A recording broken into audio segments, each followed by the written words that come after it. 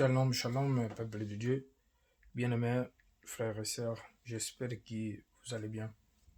Soyez abondamment bénis, que la paix de notre Seigneur Jésus-Christ soit avec vous. J'aimerais vous parler de Apocalypse chapitre 1, verset 1. Donc, j'aimerais parler, puisque beaucoup de personnes qui ne comprennent pas le livre d'Apocalypse et qui disent que le livre d'Apocalypse c'est dur, et il n'y a que des malédictions, il n'y a que des colères de Dieu, il n'y en a que des fléaux, de cette tombette, donc tout ce qui parle de la colère de Dieu, quoi. Mais en réalité, il y a aussi beaucoup de bénédictions dans le livre d'Apocalypse. Mais moi, j'aimerais enseigner le livre d'Apocalypse verset par verset pour que nous puissions comprendre, puisque c'est important. J'ai déjà, pour ceux qui connaissent mon Facebook, j'ai déjà mis quelques vidéos 2020, 2019, 2020 et 2021. Normalement, j'ai déjà mis quelques vidéos qui parlent d'Apocalypse dans le Facebook Capital Eduardo. Alors, le livre d'Apocalypse, il faut savoir une chose, qui c'est l'auteur de ce livre, c'est Jésus-Christ. Il n'y a pas une autre personne qui est auteur de c'est Jésus lui-même. Car la Bible dit dans l'Apocalypse 1.1, révélation de Jésus-Christ, qui Dieu l'a donné, Dieu le Père, pour qu'il lui puisse montrer à ses serviteurs ce qui va arriver dans les derniers jours, et à son temps, Christ, il a donné à Ange, et Ange l'a ramené à Jean. Il a montré aux gens toutes ces choses qui devaient arriver, qui vont arriver dans cet temps. Et nous sommes dans le temps d'Apocalypse. Le Seigneur me dit que c'est le temps d'Apocalypse. Donc, pourquoi temps d'Apocalypse? Parce que l'Apocalypse, en fait, c'est-à-dire la révélation de tout ce que Dieu il a préparé pour la fin du monde, pour la fin du temps, si vous voulez, pour la fin du temps et la fin du monde aussi, parce que la fin du temps, c'est lorsque Christ viendra pour établir son royaume dans des 1000 ans dans ce monde. Il viendra premièrement pour tuer Antichrist, c'est lui qui va se poser, comme vous avez vu, que j'ai déjà parlé dans le TikTok, même dans le Facebook, si je ne me trompe pas, que le pape il a créé une religion qui s'appelle l'Islam, les catholiques et certains sectes évangéliques, et les musulmans et les juifs. Donc les bouddhistes et tout cela, ils sont là, ils sont tous les mêmes. Donc alors, cette religion, il y a quelqu'un, et premièrement, ils sont créés la religion. Après, ils vont voter un antichrist qui sera le leader mondial. C'est là où il y aura un monnaie unique, il y aura un roi unique et il y aura une religion unique. Donc, ils vont persécuter les chrétiens, ceux qui sont dans la vérité. Et donc, la parole de Dieu, après, il va être persécuté et toutes ces choses-là. Mais ce n'est pas ce que je vais parler aujourd'hui. Donc, c'est une nouvelle religion de ordre mondial qui s'appelle l'islam. Alors, toutes ces choses-là, il est écrit dans l'Apocalypse. Donc, nous devons comprendre aussi que l'Apocalypse 21, exemple, parle des nouvelles de Jérusalem, où nous allons vivre sans maladie, sans angoisse, sans problème, sans difficulté. Aujourd'hui, j'aimerais parler juste un petit peu, vraiment, quelques minutes de la révélation de cet Apocalypse. Et ce livre, c'est un livre riche. Et pour que nous puissions le comprendre, justement, il faut l'étudier vraiment beaucoup. Moi, je l'ai étudié depuis que j'ai accepté Jésus-Christ, depuis 25 ans. J'aime beaucoup lire ce livre. Je lisais, mais je ne comprenais pas avant. Mais c'est juste que maintenant que je suis en train vraiment de les comprendre les livres d'Apocalypse. C'est normal, puisque la Bible dit que ceux qui vont lire ce livre dans la fin du temps, ils vont le comprendre. En fait, Dieu va nous ouvrir les yeux pour que nous puissions comprendre ces livres, et il va nous donner la sagesse et l'intelligence de comprendre les livres d'Apocalypse. Alors, comme je disais que l'auteur de ce livre, c'est Jésus-Christ, c'est seulement ça que je voulais parler aujourd'hui. C'est lui l'auteur de ce livre. Qui est Jésus-Christ? Beaucoup de personnes qui se confondent. Jésus-Christ, il est Dieu lui-même, et Dieu. Il est Dieu, le Créateur. Sauf qu'il y a Dieu le Père et il y a le Fils. Donc Dieu, en fait, l'identité de Dieu qui s'identifie à un Dieu unique, mais qui est en deux.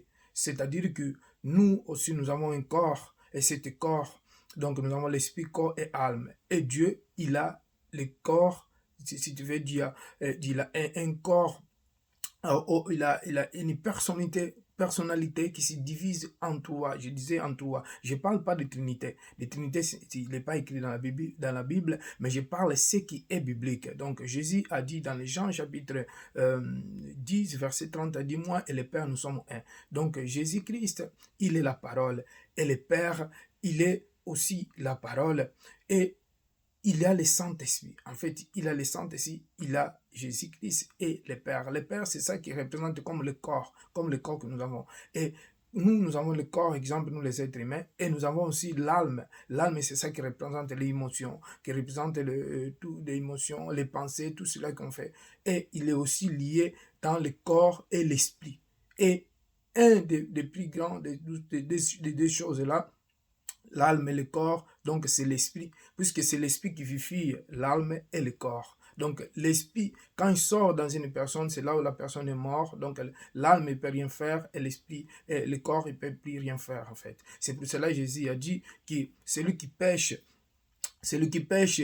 contre Dieu ou contre le Fils de l'homme, il sera pardonné. Mais celui qui pêche contre le Saint-Esprit, il ne sera pas pardonné. Parce que parmi eux, Dieu et Jésus-Christ, donc le Saint-Esprit, c'est ça le centre de tout. En fait, le Saint-Esprit, c'est ça qui fait qui est Dieu. C'est ça qui fait qui est Jésus-Christ. C'est ça qui fait la réalité de Dieu et de Jésus-Christ. Le Saint-Esprit est Dieu lui-même. En fait, le Saint-Esprit est Dieu. Sans Jésus-Christ, le Saint-Esprit, sans Jésus-Christ, donc Dieu, il peut rien faire. Et sans le Père, Dieu, sans le Fils, pardon, Dieu aussi peut rien faire. En fait, toutes ces deux choses-là, le Saint-Esprit et Dieu et Jésus-Christ, c'est la même personne, en fait. Il y a beaucoup de gens qui disent que non, Jésus-Christ, c'est pas Dieu, c'est un prophète et tout cela. Oui, il est venu comme un prophète, il n'est pas venu comme un Dieu, nous voyons très bien. Il est venu comme un serviteur, il est venu comme un homme, mais la Bible nous donne une bonne indice pour que nous puissions comprendre qui est Jésus-Christ. Dans les Jean 1:1, il dit au commencement était la parole et la parole était avec Dieu. Et la parole est Dieu lui-même, c'est-à-dire que Dieu est la parole, sauf que Dieu, comme il est puissant, comme omniprésent, omnipotent, alors il s'identifie en fait. Vous voyez, il s'identifie le Père, comme quand Jésus-Christ il est venu comme un homme, il est venu comme un fils, et le Père, il est resté. Mais c'est la même personne, le Père et le Fils. C'est-à-dire que le Père, il s'identifie en fils, comme la Bible dit que, en réalité, exemple, il faut savoir une chose que Dieu, il est le créateur de toutes choses. Et Dieu est la parole. Parce que comme beaucoup de gens qui disent que mais qui est Dieu? Les gens disent Dieu, Dieu, Dieu, mais Dieu, Dieu. Mais Dieu, c'est une personne. Dieu, c'est une personne qui a des yeux, qui a la bouche, qui a la tête, qui a tout en fait.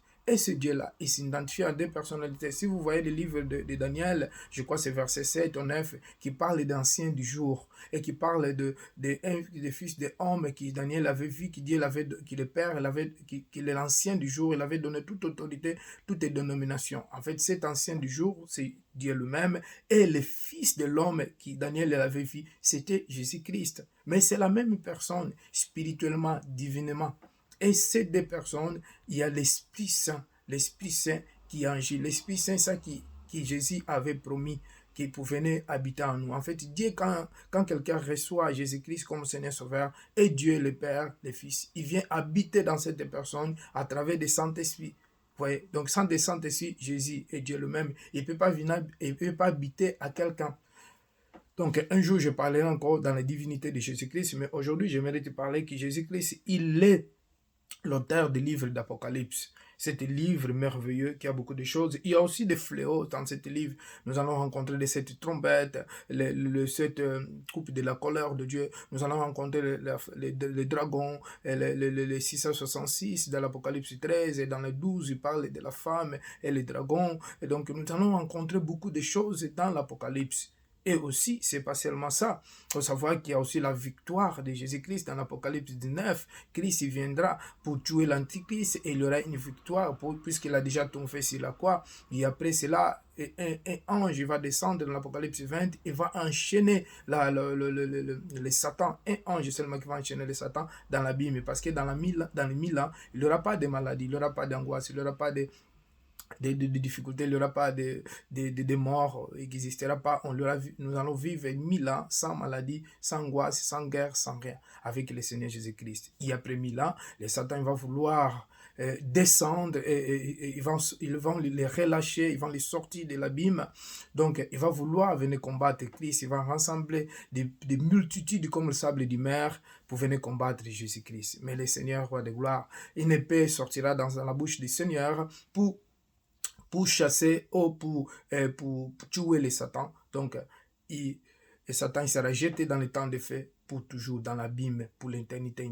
C'est ça qui s'appelle la fin du monde. Là, ça sera la fin du monde et Dieu va détruire les cieux et la terre, va détruire, donc il va créer tout de nouveau. Et là, nous allons vivre pour toujours, pour l'éternité. C'est pour cela, toi qui n'as pas encore accepté Jésus-Christ en tant que Seigneur Sauveur, je ne sais pas qu'est-ce qui t'entend, puisque Jésus t'aime. Jésus, ce n'est pas ton ami, ton ennemi, c'est un ami, c'est un frère, c'est un père, donc c'est un compagnon. C'est pour cela le seul qui peut te donner la solution à tes problèmes. Et soyez bénis, que le Seigneur te bénisse. Je vais prier. Seigneur, nous te rendons gloire et l'honneur, nous t'exaltons parce que tu es bon Dieu. Merci Seigneur pour bénir ta parole. Donne-nous la discernement, la sagesse, l'intelligence de comprendre ta parole. Bénis aussi tous qui vont lire les livres d'Apocalypse, Seigneur, ceux qui ont peur, ceux qui n'arrivent pas à comprendre. Ouvre, Seigneur, leur intelligence pour qu'ils puissent comprendre ce livre merveilleux. Nous te rendons grâce, Seigneur, à cette révélation. Nous te glorifions, nous te bénissons au nom puissant de Jésus-Christ. Amen. Soyez bénis, bien-aimés.